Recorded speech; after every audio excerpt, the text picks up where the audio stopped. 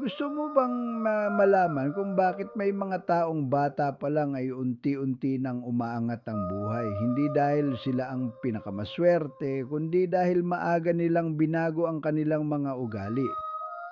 Una, matuto kang mag-ipon. Kahit maliit lang yung kinikita mo, magtabi ka. Ang taong marunong mag-ipon ngayon, hindi basta-basta naghihirap bukas.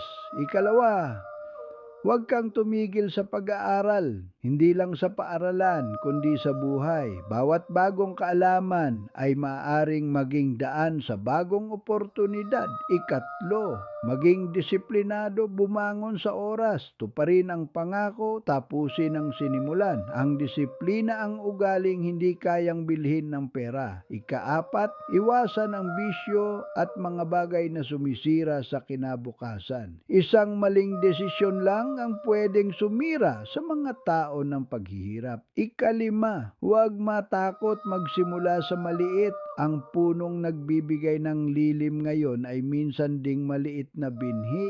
At panghuli, piliin mong makisama sa mga taong nagtutulak sa iyo na maging mas mabuting tao. Ang tamang kasama ay maaaring magbago ng direksyon ng buong buhay mo. Apo, tandaan mo, hindi kailangan maging mayaman para magkaroon ng magandang ugali, pero ang taong may magandang ugali, disiplina at tiyaga, mas malaki ang pagkakataong yumaman balang araw. Apo, huwag mong hintayin ang tamang panahon para magsimula. Baka ikaw mismo ang kailangang gumawa ng tamang panahon. Ang tagumpay ay hindi regalo sa tamad, kundi gantimpala sa taong araw-araw na lumalaban. Kaya habang bata ka pa, itanim mo na ang sipag, disiplina at mabuting ugali. Darating ang araw na aanihin mo ang buhay na minsan mo lang pinangarap, at sa araw na yon mapapangiti ka at masasabi mo, "Uy, salamat dahil hindi ako sumuko."